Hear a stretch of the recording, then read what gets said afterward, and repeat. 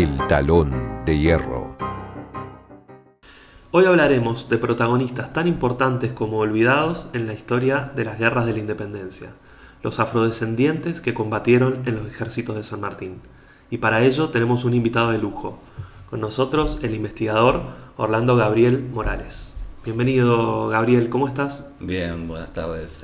Gracias por la invitación. Bien, trabajando. Contanos cómo llegó a tu vida la pasión por la investigación científica, la comunicación y de alguna forma tu vocación por ir a investigar esta historia tan particular que no es común en la historiografía tradicional. Bien, bueno, mi biografía, digamos, es bastante sinuosa y la forma en la que llegué a la investigación, digamos, es compleja, pero mi formación de grado es como comunicador social. Empecé a hacer docencia como en la cátedra de antropología en la Universidad Nacional de La Plata, y ahí me encontré con la investigación, porque en general los comunicadores sociales no estamos muy formados para hacer investigación, sino más para el ejercicio profesional. Y en la cátedra de antropología en La Plata me encontré con la investigación, empecé a hacer investigación, a trabajar con migraciones, con comunicación intercultural. Y trabajando con las migraciones me encontré con la migración senegalesa reciente, de la década de 2000 más o menos, que en La Plata en ese momento era muy visible, digamos, y empecé a trabajar, a hacer mi doctorado con la migración senegalesa, viendo la cuestión de las relaciones interculturales, y ahí descubrí a los afrodescendientes, que es algo que le ha pasado a mucha gente, descubrir a los afrodescendientes, y en particular a los afroargentinos, ¿no? ¿Por qué? Bueno, porque para el argentino medio no conoce mucho la historia, digamos, del Río de la Plata, colonial, y la presencia de lo afro, de los africanos en esta región. Bueno, a partir de esa investigación sobre la migración africana reciente, descubrí a los afrodescendientes y por circunstancias de la vida me mudé a Mendoza, de La Plata a Mendoza. Y bueno, viendo cómo podía seguir mis investigaciones en Mendoza, empecé a leer y ahí encontré la gran presencia de afrodescendientes en Mendoza en la historia. Me resultó más significativo eso que el fenómeno de la migración senegalesa actual en Mendoza, que es menor que en la región del Atlántico, digamos, de la costa atlántica, y de Buenos Aires y La Plata. Y entonces planteé una investigación en historia. Y entonces pasé de comunicación y antropología a historia, pensando la historia desde un enfoque antropológico y buscando, digamos, la construcción en la historia, en nuestra historia, de la invisibilidad de lo afro, digamos, tratando de ver, bueno, lo que yo pude ver en las investigaciones de la migración africana reciente es que existe la discriminación, de que existe el racismo, de que existe la negación de lo afro en Argentina, y entonces me interesó indagar cómo se construyó históricamente esa negación, digamos. Eso que ahora llamamos invisibilidad en la academia, invisibilidad de lo negro, cómo fue construido históricamente. Entonces, por mi formación y el recorrido y demás, pude imaginar que fue a través de las relaciones sociales y de la forma en la que se integraron los africanos que fueron traídos acá forzosamente para el trabajo esclavizado, de la forma en la que fueron integrados en la sociedad rioplatense primero y Argentina nacional después, digamos, ¿no? Y entonces mi investigación tiene que ver con eso, con cómo se integró la población afrodescendiente, en particular en Cuyo y en Mendoza, en el siglo XIX, que es es una bisagra, ¿no? por la independencia. Y bueno, porque en mi investigación, digamos, necesitaba una periodización para definir en qué momento histórico iba a estudiar ese fenómeno que es la integración social de los africanos. ¿Cómo era la situación de los esclavos negros en ese mundo que va a terminar explotando en la Revolución de Mayo? ¿Cómo era a principios de siglo y qué participación de alguna forma van a tener ellos en esos acontecimientos que se van a desencadenar a partir de 1810? Bueno, a fines del periodo colonial, acá hay africanos desde el siglo XVII temprano, podríamos incluso pensar que en el XVI, ya a fines del XVI, hay africanos, ¿no? Creo que la primera operación de compra es de 1590 aproximadamente. Entonces, digamos que para el siglo XIX, para la independencia, ya llevaban 200 años en la región. O sea, de hecho, para la última parte del periodo colonial, para el periodo que va más o menos de 1750 a 1800, se hablaba ya de una mulatización de la población mendocina, por ejemplo. O sea, había una gran presencia, había en un censo que se hizo, el último censo colonial que se hizo en Mendoza, que es del año 1802, se contabilizó el 32% de población negra. Es decir, de cada 10 personas, 3 que circulaban por la calle eran negros. Entonces, la presencia era importante y además esto de la mulatización quiere decir que había mucho mestizaje biológico, mucha mezcla. O sea que si se contaban el 30% de negros, probablemente había más afromestizos, digamos. O sea, gente mezclada en parte con negros, ¿no? O sea que la presencia era importante socialmente, digamos, demográficamente. Ejercían un trabajo importante porque trabajaban en la agricultura, que era la actividad principal. Y también tenían mucha presencia en el trabajo doméstico, que es una característica de la sociedad rioplatense, es el trabajo esclavo doméstico, ¿no? Bueno, también doméstico le llamamos a tanto servir en la casa como ser formado en un oficio y ejercer ese oficio, tanto dentro de la casa, que era donde en general se trabajaba, se producía, además de vivir, como alquilar ese trabajo y la renta de ese trabajo que fuera para el propietario, ¿no?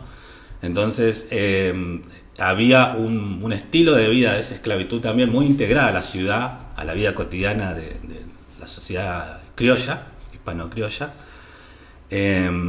Entonces, bueno, estaba realmente integrado, había mucha interacción. Eso no significa, esa integración no era igualitaria, ¿no? Era desigual, pero le permitía a los esclavos acceder a la libertad, por ejemplo, que era algo que estaba permitido dentro de la legislación del Imperio Español en América, comprar la libertad. Eso significaba que, por ejemplo, una mujer que adquiría la libertad, sus hijos iban a ser libres, porque también estaba el vientre libre. Entonces existía cierta movilidad social. Y bueno, ese más o menos era el panorama. Esto no significa que, digamos, que existiera movilidad, no significa que había igualdad ni que estaban integrados igualmente.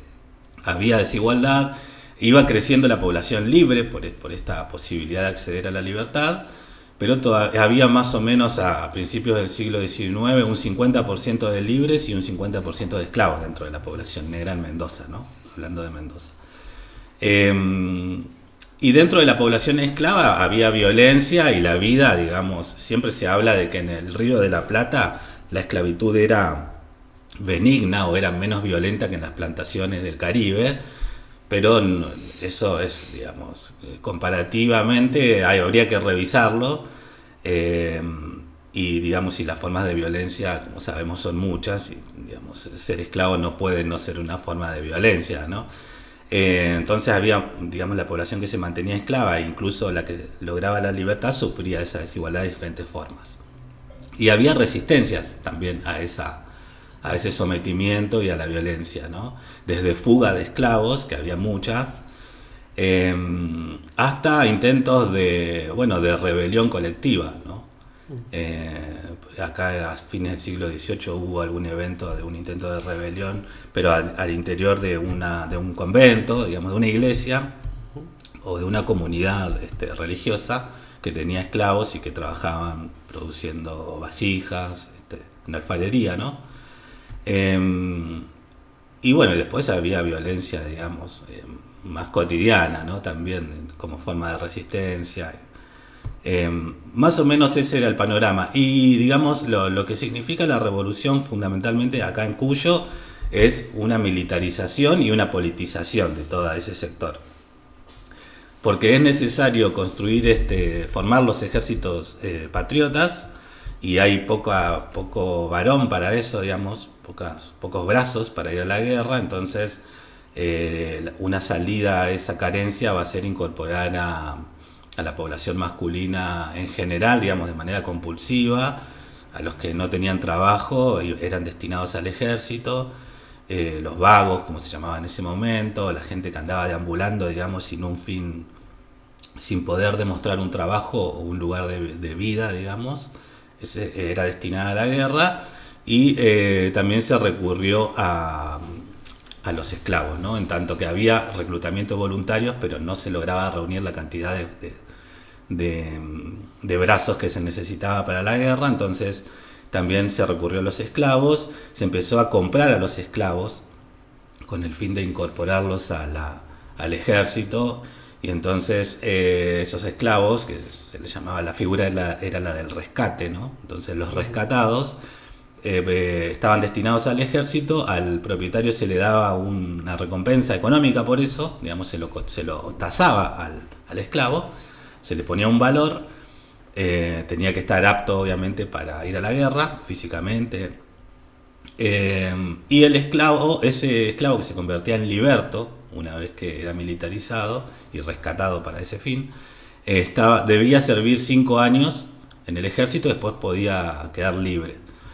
Eso en términos ideales. En general, en algunos casos puede haber sucedido, en muchos otros no sucedió, se los volvía a convocar porque la guerra se hizo larga finalmente, porque después de las guerras de independencia vinieron las guerras civiles y la lógica siguió, la de rescatar e incorporar forzosamente a los esclavos y también a los sectores populares, porque no solo los esclavos, sino, como te digo, aquellos que estaban sin trabajo, plebeyos, aquellos que cometían algún delito o que se los acusaba de un delito y se los consideraba culpables, muchas veces iban destinados al ejército. Sobre todo en la década de 1810-1820 en Mendoza es una década de mucho reclutamiento forzoso.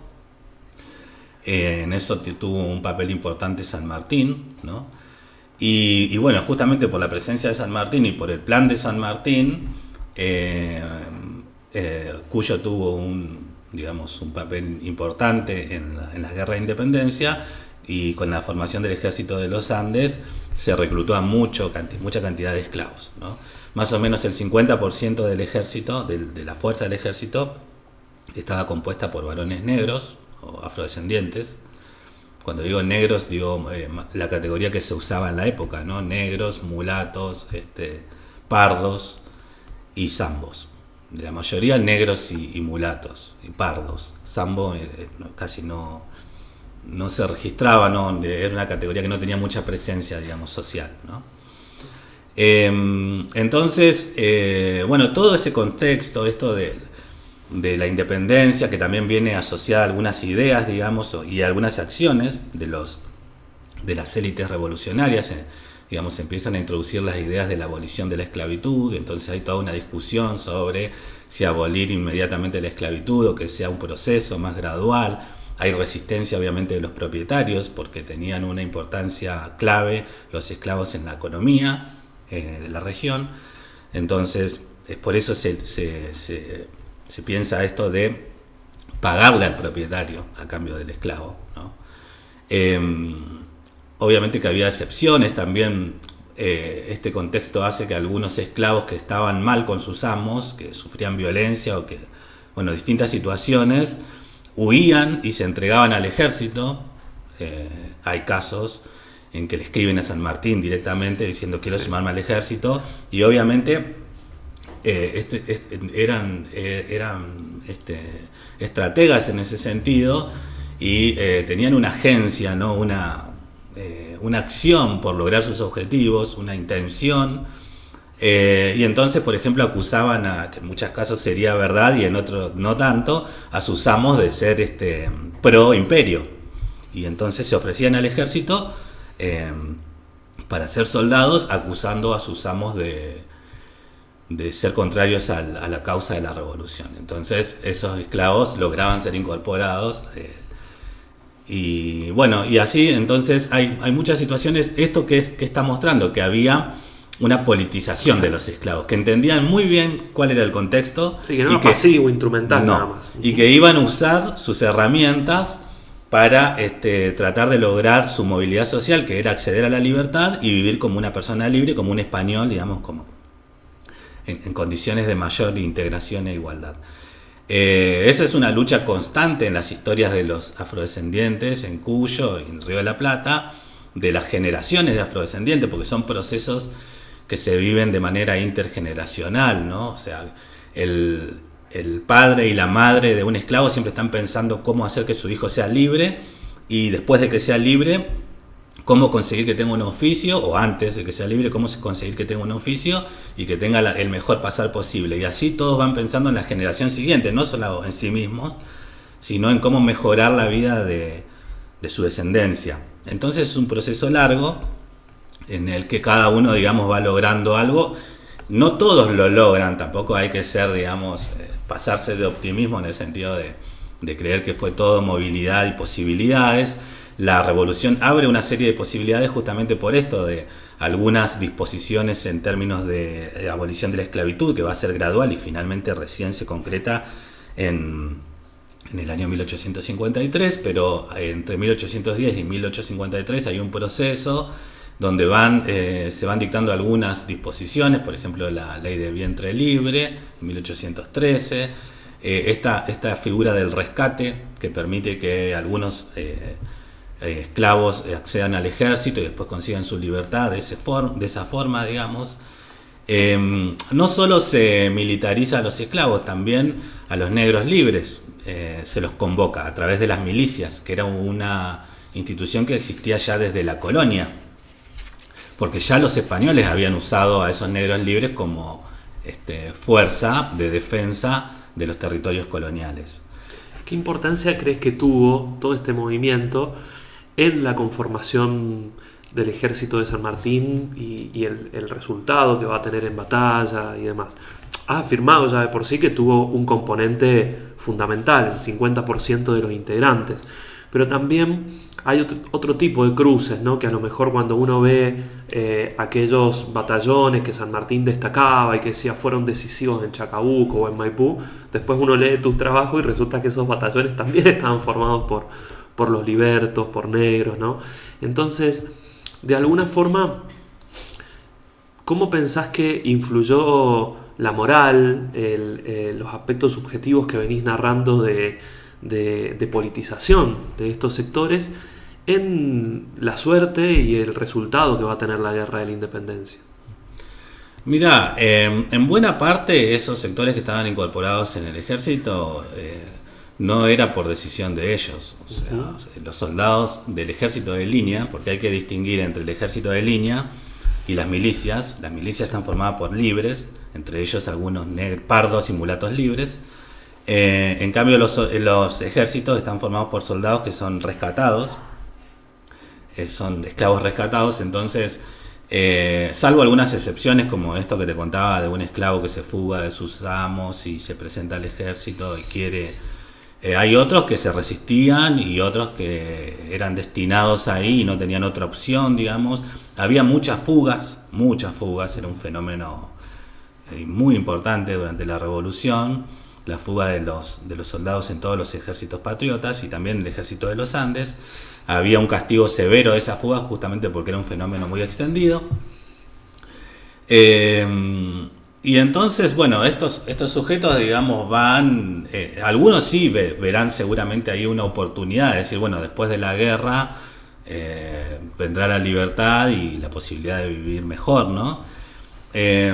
Pero en general no estoy seguro de que estos sujetos vayan, y de hecho hemos encontrado casos de que se fugan apenas pueden, digamos, después del cruce de los Andes, de algunas batallas, se fugan.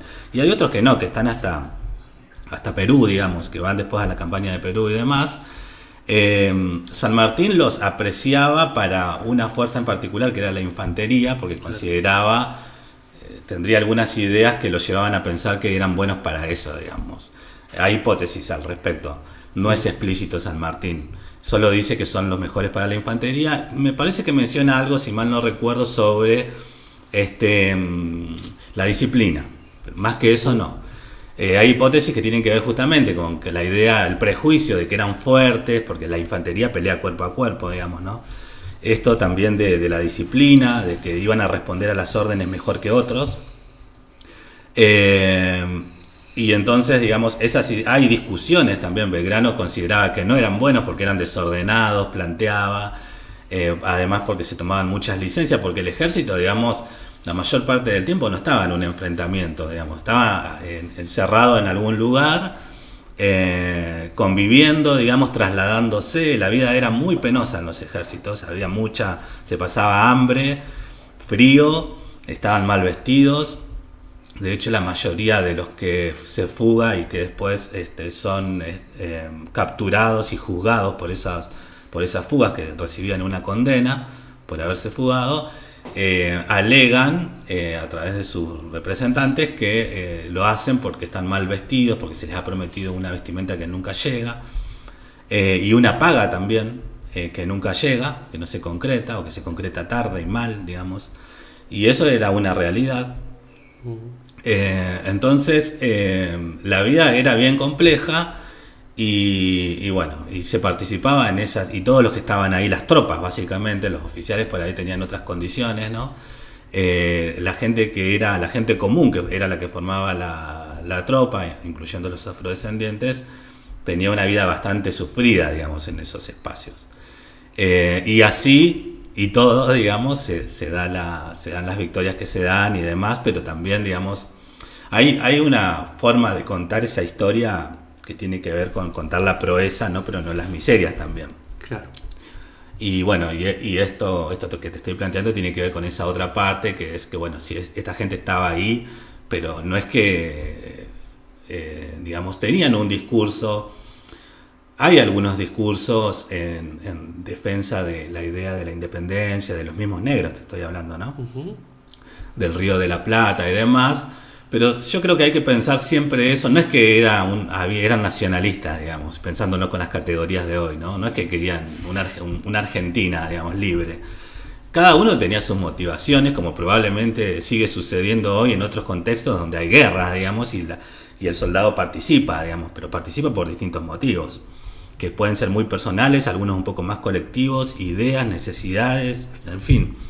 Hay algunos que han señalado también que hay que mirar lo que representaba la fuerza también de la reacción realista, los castigos, el temor, porque también habían castigos y ensañamientos muy particulares con los soldados negros y de color, ¿no? Que de alguna forma también influyeron en la suerte de las batallas. Había un temor también en ese sentido de lo que podía representar en algunos sectores el restablecimiento del orden colonial. El principal temor probablemente era volver a la esclavitud, digamos. Claro. Y entonces ese era un discurso que circulaba mucho, digamos, que se agitaba ese discurso, porque decía, bueno, si caemos en manos de los realistas y perdemos esta batalla, ustedes van a volver a la esclavitud, digamos, porque los españoles lo van a reesclavizar. Los españoles también tomaban a los negros para sus fuerzas, digamos, armadas. No era solo una estrategia de los independentistas, ¿no? Y el riesgo de volver a la esclavitud siempre existió, incluso en los que fueron en los ejércitos independentistas. Hubieron casos de conflictos posteriores, judiciales, porque fueron reesclavizados o se intentó reesclavizarlos, digamos, pretendían descendientes de los propietarios que los habían vendido volver a ser sus propietarios, digamos, a tenerlos dentro de sus bienes y a hacerlos trabajar gratuita y forzosamente. O sea que los esclavizados que formaron parte de los ejércitos vivieron probablemente siempre con el temor y la posibilidad de ser reesclavizados o de ser reclutados compulsivamente de vuelta, digamos, porque como te digo, las guerras continuaron y siguió haciendo falta, digamos, la mano de obra para la guerra. Y entonces el reclutamiento de esclavos y de libertos, de gente que ya había cumplido con los 5 años, continuó, digamos. Y había pocas posibilidades de resistirse a eso, digamos, salvo la fuga, por eso existía mucho la fuga. Y también la posibilidad de relocalizarse, o sea, de irse a otro lugar donde ya no te encontraran, digamos, para forzarte a ser parte del ejército de vuelta. También eso es probablemente uno de los impactos más fuertes en la desestructuración de la demografía negra, que es lo que contribuyó, tal vez eso sí, más que las muertes en las guerras, como se piensa desde el mito, digamos, de que los negros desaparecieron en las guerras en Argentina. Probablemente eso sí contribuyó a desestructurar la población, es decir, que las mujeres quedaran por un lado, los varones por otro, y a que eso favoreciera el mestizaje y entonces el declive demográfico de esa población, digamos, a través de la mezcla, ¿no? Porque existe hoy la idea de que los negros en Argentina desaparecieron en las guerras de la independencia. Y la verdad es que las guerras no causaban tantas muertes, sí causaban más este tipo de efectos, como la movilidad de los hombres en un territorio, la fuga durante esa movilidad, y entonces ese sujeto no podía volver más a su comunidad, porque si volvía era recapturado, juzgado y como condena vuelto a meter en el ejército por otros 5 años, digamos, o más, ¿no? O más tiempo. Entonces eso sí se puede interpretar como un impacto de la guerra en la población negra. En ese periodo que va desde la Revolución de Mayo, que estamos hablando, hasta la abolición definitiva de la esclavitud de 1853, ¿qué notas de cambio podés afirmar que hubo, digamos, entre los distintos periodos, en el medio de las guerras, con todas estas contradicciones? ¿Qué hubo en el medio de estos dos? En el medio hay un largo proceso de unos 40 años de disposiciones abolicionistas, que bueno, es bastante moderado el proceso y es ambiguo, digamos, pero desde 1813 en adelante todos los que nacen como hijos de una esclava son libertos, digamos, esa es la figura. El liberto va a tener una tutoría durante cierta cantidad de años de parte del amo de la madre. O sea, va a tener que trabajar para el amo de la madre, pero en condición de liberto, no de esclavo. Eso significa que ese amo debía, teóricamente, ir depositando un dinero en una caja que iba a servir para que cuando el liberto cumpliera 16 años, se lo tenía que dar al liberto y el liberto tenía que poder independizarse, digamos, de ese patrón y tener una vida con un oficio, digamos, y una inserción. Eso fue teórico, no se dio probablemente en ningún caso, digamos. En Mendoza no existió esa caja, por ejemplo. Entonces, pero sin embargo, eso sí producía algún cambio, porque ya no tenés nacimiento de esclavos, sino de libertos. Ese liberto va a tener probablemente más posibilidades de negociar su fuerza de trabajo, digamos, cuando llegue a la edad en la que pueda hacerlo, digamos, ¿no? El tiempo en el que debía permanecer bajo tutela fue cambiando también, lo fueron prolongando de 16 años a 25, digamos, porque los propietarios no querían perder la fuerza de trabajo, digamos, básicamente era eso, ejercían presión para que así fuera. Pero ese proceso que había empezado de mestizaje ya en el siglo XVIII continuó, y con la desestructuración de la población por las guerras se profundizó, es decir, muchas más mujeres quedaron solas buscando marido, y en muchos casos accedieron al matrimonio con personas no negras, digamos, ¿no? Y en otros casos el mestizaje, como venía ocurriendo ya desde la colonia, el mestizaje se hacía por uniones ilegítimas. Muchas de esas eran uniones también forzadas, ¿no? Entre el amo y la esclava, digamos. Y entonces esa descendencia era una descendencia ya mezclada, digamos. Entonces eso también va incidiendo también las posibilidades de acceder a la libertad en la década de porque digamos la gente sigue comprando la libertad suya, la libertad de su hijo, ¿no? En la década de 1810-1820 nosotros registramos muchos juicios de mujeres reclamando por la libertad, mujeres que compran la libertad y después no se la quieren concretar, mujeres que compran su libertad y corresponde que su libertad sea junto con la de su hijo que ha nacido después de 1813 y entonces es liberto, entonces debe irse con la madre en caso que la madre logre su libertad, y no se lo quieren dar al liberto, le quieren retener al liberto. Bueno, muchos casos diferentes de mujeres yendo a la justicia a reclamar, que era un derecho que también tenían desde la colonia, de reclamar en la justicia, ¿no? Por algún derecho, por ejemplo, ser maltratados por el amo, por sevicia, lo que se llamaba sevicia, ¿no? Que era un maltrato del amo, o por esto de que habían recibido la libertad, a veces de manera graciosa, porque esto de que estuviesen tan integrados en la vida cotidiana, digamos, de las familias, de sus propietarios, hacía que muchas, por ejemplo, viudas fueran cuidadas por los que eran sus esclavos, y entonces en sus testamentos ponían que cuando murieran esos esclavos quedaban en libertad. Eso es otorgar la libertad de manera graciosa. Y había muchos que obtenían la libertad de manera graciosa y también que después intentaban ser reesclavizados por los descendientes de su ama. Entonces esos iban a la justicia a reclamar contra eso, digamos, contra la posibilidad de que los vuelvan a esclavizar los descendientes. Bueno, todos esos procesos, muchos de los cuales ya venían del siglo XVIII, siguen durante el siglo XIX. Entonces, cuando llegamos a 1853, lo que sucede es que la población esclava es muy pequeña. Y lo que se hace ahí es un poco lo mismo que se hizo con los esclavos que se reclutaron para el ejército, que es indemnizar al propietario para que le dé la libertad a sus esclavos. Entonces, los pocos esclavos que llegan a 1853 son liberados por sus propietarios. Los propietarios reciben una compensación y bueno, y muchos de los que acceden a la libertad ahí, que son sobre todo mujeres, ya hay muy pocos hombres esclavos para 1853, varones, son la mayoría mujeres, terminan viviendo su vida en la casa donde habían sido esclavizadas, porque digamos, ya son en general en edad ya adulta, porque también en 1813 también se prohíbe el ingreso de esclavos al Río de la Plata, ¿no? A través del puerto de Buenos Aires. Entonces, desde 1813, ya no hay más esclavos nuevos, digamos, recién llegados de África. Entonces, también lo que sucede en esa primera mitad del siglo XIX es que hay mucha criollización, es decir, mucho esclavo nacido ya en el Río de la Plata. En Mendoza eso era un fenómeno que ya venía del siglo XVIII, que la mayoría no eran africanos, sino que eran negros nacidos en Mendoza. Y la mayoría también por eso mismo, probablemente mulatos, porque eran mezclados, digamos, porque habían nacido de uniones matrimoniales o de uniones ilegítimas ocurridas acá, ¿no?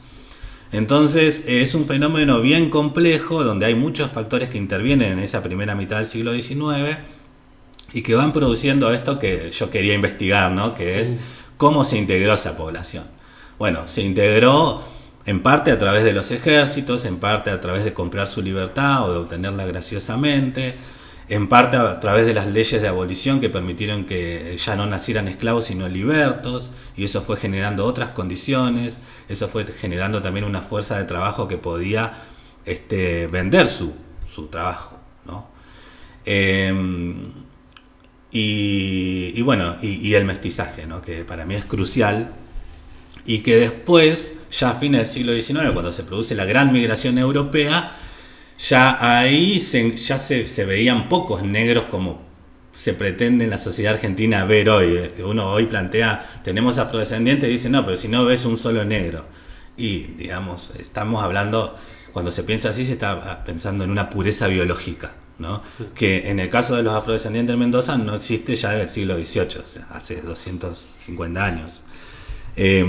Porque ya ahí había una gran mezcla, e incluso en toda Hispanoamérica había muchos negros que pasaban por blanco porque su piel era prácticamente blanca, es decir, porque ya habían sido muy mezclados.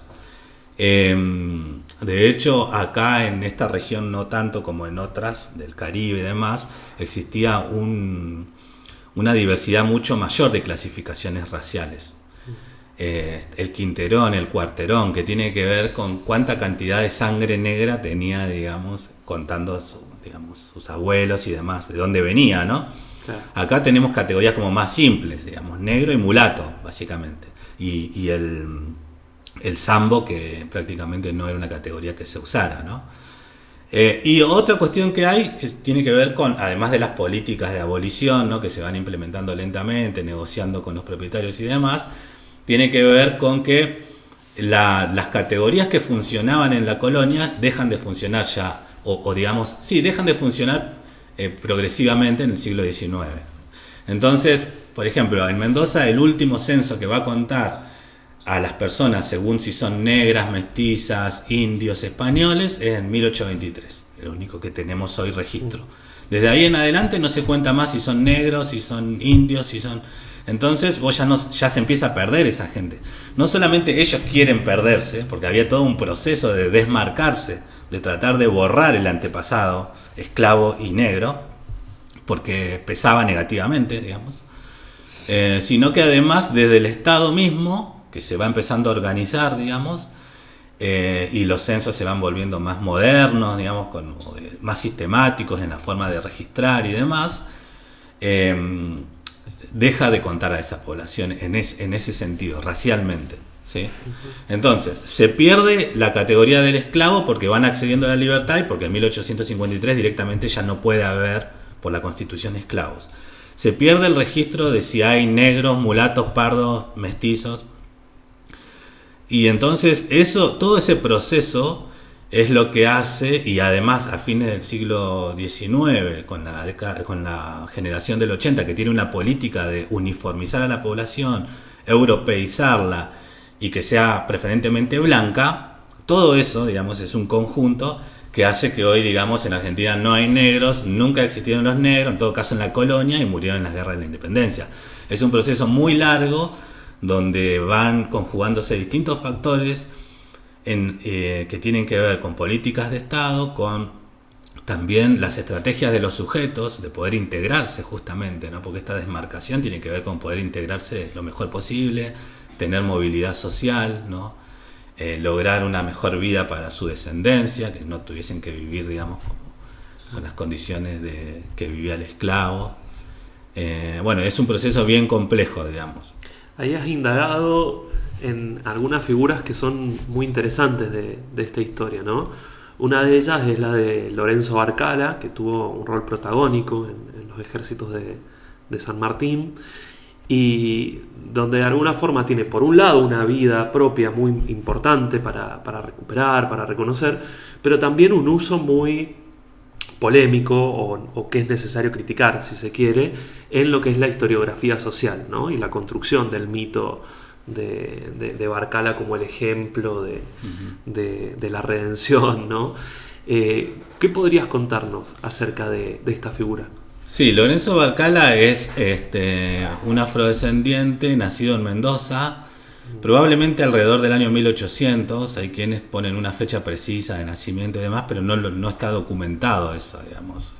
Quienes lo han dicho no han mostrado los documentos, no los han citado y nosotros no los hemos encontrado. Entonces, creemos que alrededor de 1800, creemos que nace libre, no esclavo, como también se ha dicho.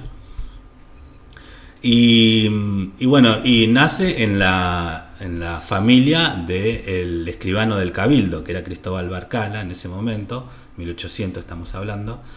Y entonces es criado por la familia de Cristóbal Barcala, que no tiene hijos propios, digamos, con su esposa, Cristóbal Barcala. Y en 1814, a fines de 1814, 1815, Lorenzo Barcala aparece en una lista. En realidad la lista es de 1815, en una lista de milicianos pardos de Mendoza, ¿no?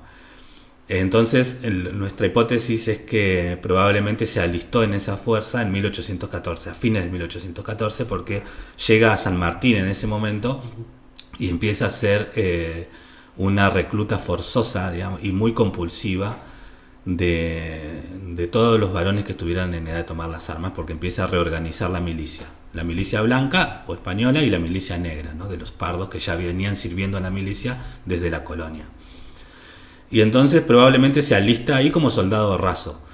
Y Lorenzo Barcala es el ejemplo de ese soldado afrodescendiente que ve la posibilidad, o tiene la posibilidad, o es forzado a ser parte de los ejércitos patriotas o de las fuerzas de defensa de los territorios patriotas.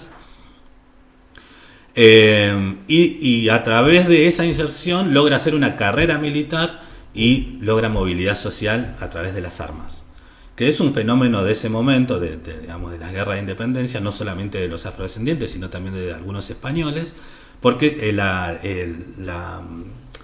milicia y los ejércitos son una institución muy relevante en ese momento de la sociedad y que permite movilidad, digamos, porque hay un pago, ¿no? Está muy bien visto ser militar. Socialmente se accede a, digamos, en el mercado del matrimonio, estás bien visto, digamos. Entonces, en todos los sentidos de las relaciones sociales, es una buena inserción en términos de oficio. Y Lorenzo Barcala hace su carrera en la milicia de Mendoza, de Pardos de Mendoza.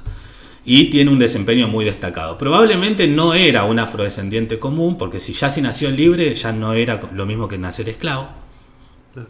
Y si naciste en la casa del escribano del Cabildo de la ciudad, y según como se hipotetiza, él ayudaba al escribano, porque además es un afrodescendiente que sabe leer y escribir, o sea que ha sido educado en esa casa. Entonces eso también es todo un valor, saber leer y escribir. Te permite acceder a la oficialidad, no ser un soldado raso, sino que con el tiempo ir accediendo a jerarquías mayores. Y bueno, y Lorenzo Barcala hace todo ese proceso y él ingresa alrededor de principios de 1815 a la milicia como soldado raso, y en 1825, 10 años después, es comandante de ese mismo cuerpo, es decir, es el jefe. En 10 años hizo toda la carrera para llegar a ser el comandante de esa fuerza. Eso es muy relevante. Hay muchos casos en Hispanoamérica, pero no es el de todo, obviamente. Es una élite la que logra hacer eso. Y después él se incorpora al ejército rioplatense para la guerra con el Brasil en 1826, y cuando vuelve de la guerra con el Brasil, toma parte en las guerras civiles del lado de José María Paz, de los unitarios. Entonces va a ser identificado como un afrodescendiente, en realidad como un militar unitario, porque su característica de ser un afrodescendiente la va perdiendo desde el primer momento. Si bien él se incorpora a la milicia de Pardos, que es una milicia exclusiva de negros, sí, donde no podían mezclarse con los españoles, pero digamos, esa movilidad ascendente que tiene él participa mucho en la política provincial en la década del 20, cuando se dividen las provincias de Cuyo, ¿no? Cuando deja de ser la intendencia. Él tiene una gran participación en Mendoza en la política por su papel militar, ¿no? Los militares participaban mucho en la política local porque generaban movimientos, que expulsaban a un gobernador, y bueno, Barcala está en todos esos, en esa red de la élite local. Y entonces, cuando se incorpora ya al ejército de José María Paz, ya tiene todo un recorrido, un reconocimiento. José María Paz lo nombra para que organice las fuerzas de los Pardos del ejército unitario.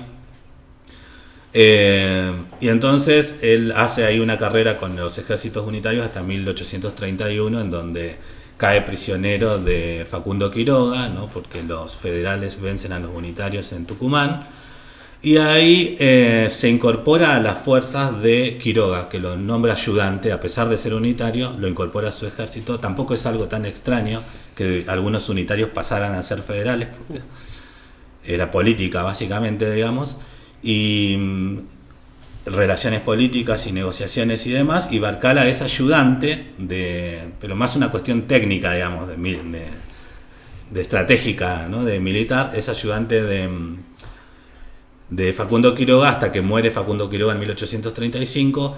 En ese momento Barcala, digamos, se queda sin la protección de Quiroga, expuesto a los otros federales que lo seguían mirando con mucho recelo por su origen unitario, su identificación unitaria. Y Barcala organiza ahí un intento de derrocamiento del gobernador de Mendoza en ese momento, que es Pedro Molina. Es acusado de conspiración, condenado y fusilado por ese delito, ¿no?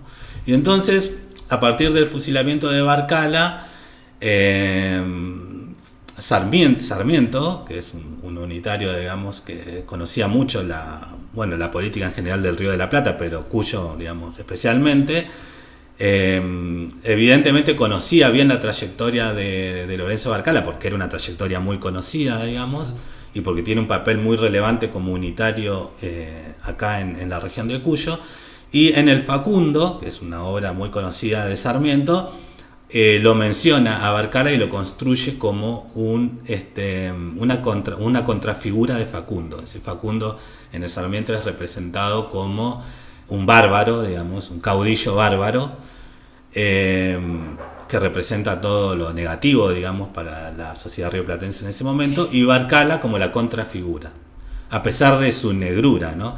Y entonces Sarmiento define ahí a Barcala, cuenta un poco su historia, digamos, entre líneas. Entonces él dice que es un esclavo, dice que adquirió exagera bastante las cosas, como todo, digamos, en el Facundo.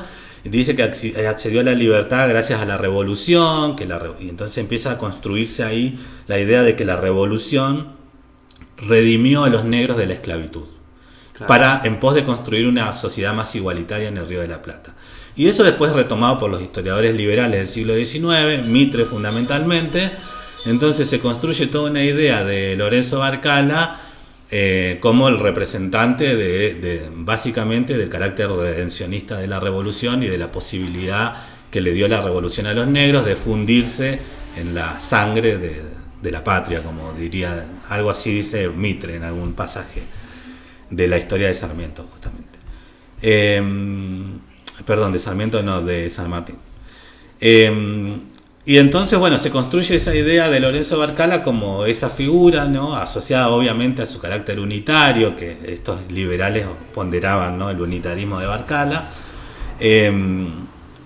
Pero Barcala probablemente, digamos, no fue exactamente lo que dice la historiografía tradicional, sino que es un sujeto que aprovechó una serie de oportunidades que existieron en el momento y la usó en función de tener esa movilidad social que buscaban todos los afrodescendientes, pero Barcala tampoco era un afrodescendiente más, sino que tenía estos recursos que he mencionado, que seguramente lo ayudaron en esa carrera de movilidad social, ¿no? Bueno, ahí encontraste también otra figura interesante, si nos podés contar brevemente, que es la de otro soldado negro, ¿no? Enrique Vargas, y que tuvo una trayectoria de vida, si se quiere, diferente, como para contrastar. Claro, bien diferente, porque Enrique Vargas es un esclavo, en ese caso sí, nace esclavo, es esclavo. Aparentemente es comprado por un propietario mendocino muy acaudalado, un hacendado, que decide armar una banda de música para amenizar sus fiestas, sus encuentros, ¿no? Sus encuentros sociales, básicamente. Y entonces compra a esclavos, compra instrumentos y manda a los esclavos a formarse en música a Buenos Aires. Y entonces Enrique Vargas es uno de esos músicos. Y después también ahí la historiografía hace su relato de sacrificio de la sociedad mendocina en pos de la revolución. Y la historiografía dice que este hacendado, que es Rafael Vargas, le donó esa banda al ejército de los Andes. Lo que nosotros hemos encontrado es que los esclavos que eran parte de esa banda en realidad fueron rescatados por el Estado en un rescate importante que hubo en 1816 para formar el ejército de los Andes, justamente. Muchos fueron rescatados, es decir, les pagaron a los descendientes de Vargas, porque Vargas había muerto en 1815 y esto fue en 1816, entonces le pagaron a la esposa que se quedó con alguno de los esclavos, a los hijos que se quedaron con alguno de los esclavos, para que esos esclavos fueran parte del ejército. Probablemente, como eran músicos, fueron a la banda del ejército. Ahora, Enrique Vargas no fue comprado, ni fue donado ni fue comprado. Enrique Vargas cometió un delito que fue ayudar a unos desertores del ejército, un acto solidario, digamos, con gente que probablemente él conocía porque era del mundo popular. Y entonces, como condena, se lo destina al ejército. Se le llamaba destinados. Es decir, forzosamente tiene que ser parte del ejército por 5 años. Entonces, así llega al ejército. Y sí, es incorporado a la banda de música del ejército. Y aparentemente, después del cruce de los Andes y de las primeras batallas, deserta, por lo que hemos encontrado en algunos testimonios posteriores. Y por desertar es condenado a muerte y fusilado, según esos mismos testimonios. Pongo algo relativizo un poco los testimonios. ¿Por qué? Porque son testimonios de testigos, precisamente, que presenta la viuda de Enrique Vargas cuando quiere volver a casarse, unos 5 o 6 años después.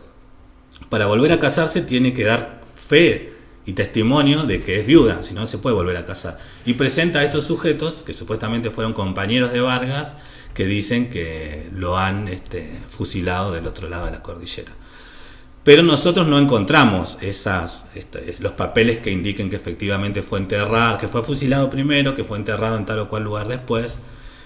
Todas cuestiones que sí quedaban registradas, ¿no? Pero que no necesariamente se encuentran los papeles hoy, porque con los archivos han pasado muchas cosas, digamos. Entonces, bueno, este sujeto tiene esa corta participación en el ejército como músico y forzado, y probablemente, digamos, es muy probable que se haya fugado del otro lado de la cordillera porque él nunca quiso ser parte del ejército, fue condenado a ser parte del ejército. Y también es probable que haya sido fusilado porque las fugas después del cruce fueron muy masivas, y eso sí está muy documentado, y entonces existieron penas muy severas y existían amenazas que a quienes se fugaran los iban a fusilar y los iban a exponer públicamente como un escarmiento, que era algo que se solía hacer, aunque cada vez con menos frecuencia, porque eran tantas las fugas que si se hubiese ajusticiado a todos no había soldados, digamos. Entonces existían también muchas amnistías, digamos, para perdonar esas fugas, digamos, y volverlos a incorporar forzosamente a los ejércitos. Entonces no era tan común el fusilamiento, por eso también habría que ver si existieron realmente esos fusilamientos donde murió Vargas. Bueno, entonces, ahora hay un detalle. Vargas había sido parte ya en 1812 de manera bastante marginal de un movimiento de esclavos que se hizo en Mendoza en 1812 con un intento de levantamiento armado de un grupo de esclavos, que aparentemente eran muchos, más de 100, que consiguieron armas y iban a tomar la ciudad. Algunos decían que iban a matar a todos los amos, otros que no pretendían derramar sangre y demás. Se frustró ese levantamiento, pero la idea de estos esclavos era reclamar su libertad y que sean incorporados al ejército, es decir, ellos proponían incorporarse al ejército como forma de obtener la libertad y después de su servicio al ejército ser libres, ¿no? Y entonces este sujeto, Enrique Vargas, evidentemente conocía esa politización, conocía esas posibilidades, y sin embargo él no quería ir al ejército, digamos, a pesar de eso. Es decir, evidentemente él prefería su vida como músico, ¿no? Antes que estar prestando servicio en el ejército de manera forzada. Y eso es algo que probablemente sucedió mucho, porque, digamos, ¿cuánta gente va al ejército porque tiene ganas de ir? Por último, Gabriel, ¿qué mensaje le darías a la juventud sobre el valor que puede encontrar en este tipo de investigaciones, de testimonios históricos, para afrontar la problemática del racismo en el presente, ¿no? que sigue persistiendo en muchos casos o retomando fuerza en otros, ¿no? Uh-huh.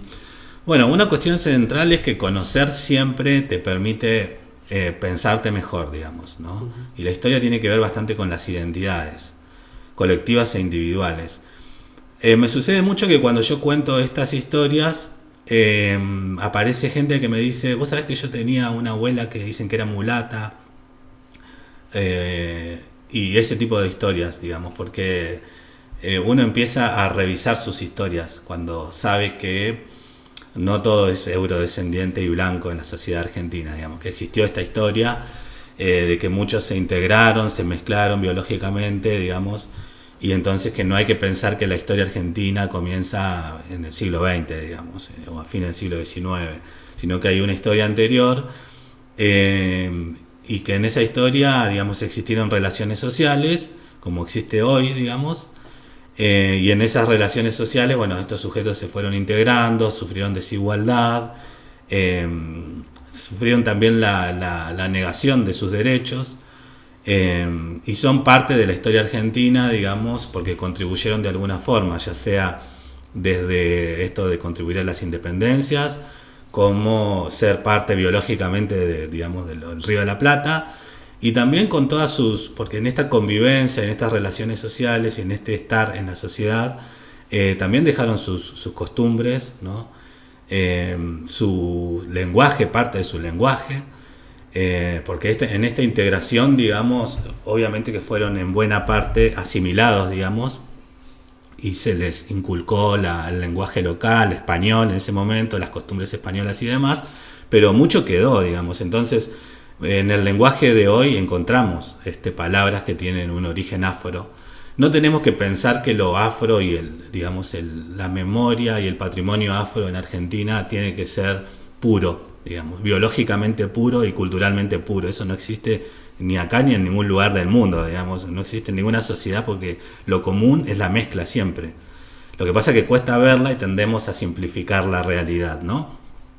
Y entonces En realidad, sí, hoy, y además que hoy hay gente en Argentina que reconoce tener familiares afrodescendientes, digamos. Hay una comunidad afrodescendiente en Argentina, afroargentina, que se reconoce afroargentina. Entonces, cuando negamos la negritud argentina, estamos discriminando y siendo racistas porque estamos negando un componente que todavía tenemos, que se reconoce como afrodescendiente, incluso que exige derechos en función de esa historia, de esa memoria, de esos ancestros, y que en general, además, por la forma en la que fue integrada esta población, esos sectores forman parte de los sectores populares, digamos, de donde menos se dan los derechos, ¿no? De acceso, digamos, donde menos se accede a los derechos. Y el racismo hay que pensarlo así, como acceso a derechos, ¿no? Entonces, es una problemática que vivimos y que en realidad solo de vez en cuando nos damos cuenta de que la tenemos, que es cuando alguien dice que qué raro que no hay negros en la selección argentina. Bueno, cuando alguien que generalmente es de afuera, porque nosotros estamos tan metidos en negar nuestra negritud y nuestras memorias afro que ni siquiera nos problematizamos el asunto. Entonces, cuando sucede algún hecho de esas características, recién ahí nos preguntamos o salimos a negar rápidamente esas cuestiones. El otro día me pasó, como el relato autocentrado, pero en una publicación del diario Los Andes, perdón también que doy el nombre, en una publicación en Instagram de una noticia que estaba la Guardia Suiza estaba entonando y desfilando con la marcha de San Lorenzo. Entonces yo puse como comentario una marcha escrita por un afrodescendiente que es Cayetano Silva, y es la marcha que nombra al sargento Cabral, que era afromestizo, sambo aparentemente. Entonces tenés dos componentes afro en algo que la gente obviamente comentaba, qué bien, la Argentina, siempre vanagloriándonos de lo nuestro, pero probablemente muy pocos sabían de esos dos datos, digamos, sobre ese hecho. Y entonces eso generó muchísimos comentarios. Muchos rápidamente salen a negar que bueno, pero la migración europea y demás, que es más fácil de, digamos, cuando uno revisa sus antepasados, encontrar ahí esos componentes. Pero todo aquel que no puede dar cuenta de que todos esos antepasados sean europeos fehacientemente y donde existe la posibilidad de que haya un criollo, es muy probable que ese criollo sea un mestizo donde hay algo afro, digamos. De hecho, hay algunos estudios, y acá en Mendoza se hizo uno en 2013, de un estudio genético a una muestra poblacional que indica que alrededor del 10% del componente es genéticamente afro. ¿Sí? Muchísimas gracias, Gabriel. No. Queremos hacerte un regalo de parte de las ediciones del Instituto del Pensamiento Socialista, que es de un gran historiador marxista llamado Milicedes Peña, que es de tu ciudad, de La Plata. Así que también es nuestra forma de agradecerte la hermosa conversación que hemos tenido. Bueno, gracias. Muchas gracias. Un gusto. Nos vemos en un próximo episodio del Talón de Hierro.